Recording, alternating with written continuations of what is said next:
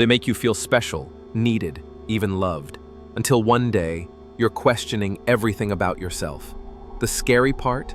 You never saw it coming. That's how narcissists work, and they're better at it than you think. There's this person in your life. They're charming, confident, maybe even magnetic. They always know what to say. They make you feel like you're the center of the universe, until suddenly, you're not.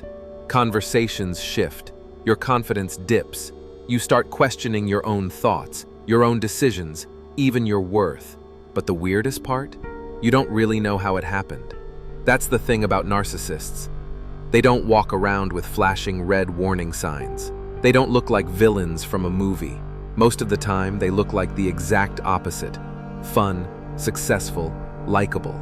But underneath that shiny surface lies something a little darker, something calculated, something manipulative.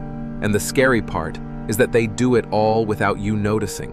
So today, we're diving deep into how narcissists manipulate people in subtle, sneaky ways, especially the kind of ways that fly completely under your radar.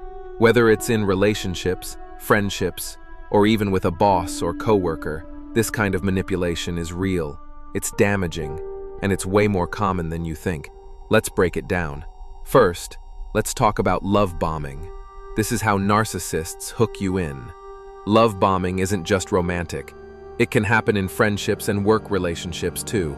It's when someone showers you with attention, praise, and affection all at once. They'll compliment you constantly, make you feel like you finally found someone who gets you. They'll say things like, "I've never met anyone like you. You're the only person I can talk to like this." It feels amazing, like you're seen and valued, but that's the trap. What they're doing is creating emotional dependency.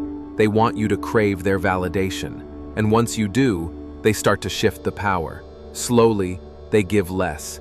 Then, they take it away completely. Now enters gaslighting. This is where you start doubting yourself. It happens in small ways first. Maybe they tell you a conversation didn't happen the way you remember, or that you're being too sensitive, or overthinking. You start questioning your memory, your feelings, your sanity. That's the goal, to make you feel unstable and unsure, so you rely more on them for clarity and truth. Gaslighting isn't loud. It's quiet, calculated, and exhausting. Then, there's triangulation. This one's sneaky.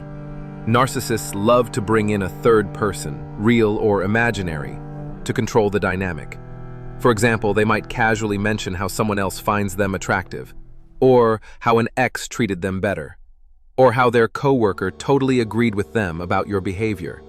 It creates competition. It makes you feel like you're not enough, and it forces you to chase their approval again, just like you did during the love bombing stage. They might even make you feel jealous on purpose, just to keep you off balance. And then we have silent treatment and stonewalling. This is when they shut down completely, stop talking to you, withhold affection, ignore messages, act like you don't exist. This isn't someone cooling off after a fight. This is a power move. They want you to feel anxious and desperate to get back in their good graces. They want to make you earn their attention again. It's emotional control disguised as withdrawal. Now let's talk about projection. This one hits hard. Narcissists will accuse you of the things they're doing. If they're being unfaithful, they'll accuse you of being untrustworthy. If they're lying, they'll call you dishonest. They flip the script and shift the blame. And if you try to defend yourself, they'll twist your words or get angry. Anything to keep the heat off them. Projection is a way to protect their image by damaging yours. And here's where it gets even darker. Future faking. This is when they promise you a beautiful future to keep you around. We'll move in together next year. I'll introduce you to my family. We'll start that business soon. They sell you dreams, not because they mean them, but because it buys them time. They know you'll stay if you believe in what's coming. But what's coming never actually comes. It's hope, used as a leash. And if you try to leave or set boundaries, here comes the guilt trip. They'll act like you've betrayed them, like you're the selfish one. They'll say things like, "After everything I've done for you," or "Wow, I guess I never really mattered to you." Suddenly, you're the villain. And the worst part is, they're so good at acting wounded. You start to believe them, you feel guilty, you question if you're being unfair, so you stay, and the cycle starts over. To really show you how all of this looks in real life, let me tell you a story. It's about a girl named Maya. Maya was 21 when she met Lucas. He was 27, confident, stylish, and so damn charismatic. The first time they talked, she felt like he saw right through her, but in a good way. Like he understood her better than anyone else ever had. He said all the right things, sent her cute texts all day, bought her little gifts, introduced her to his friends as the girl I've been waiting for. Within weeks, Maya was in deep. She felt lucky, special, like she had finally found someone real. But then, things started to change. Lucas began making small comments. "You're too sensitive," he'd say when she got upset. "You need to stop overanalyzing everything." He made her feel like her emotions were a problem. And when she brought up concerns, like how he was texting his ex, he'd laugh and say, "You're being paranoid." Then he'd go quiet for hours, sometimes days. No explanation, just silence. When she asked why, he'd say, "I just need space. You're too clingy." And somehow she ended up apologizing. No night she found messages on his phone from another girl. When she confronted him, he flipped it back on her. "If you trusted me, you wouldn't be going through my phone," he snapped. "This is why I don't open up to you." Maya was the one crying. He was the one slamming the door. But the next morning, he brought her coffee, said he loved her, promised to change, told her she was overthinking again, that the girl was just a friend, that she was reading too much into things. Maya stayed. And it didn't stop there.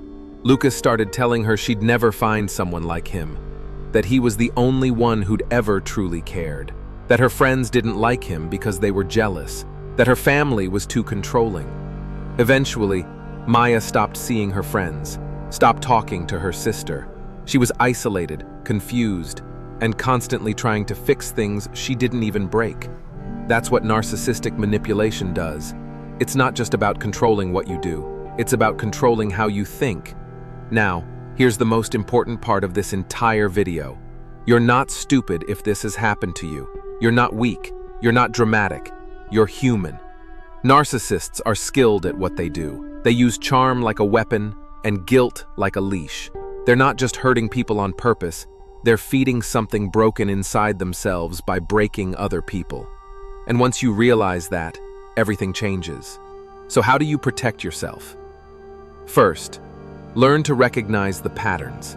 Once you can name them, you can see them coming. Love bombing, gaslighting, guilt tripping. It all starts to stand out when you know what to look for. Second, trust your gut. If something feels off, even if you can't explain why, listen to that. You don't need proof to set a boundary. Your feelings are enough. Third, maintain your support system.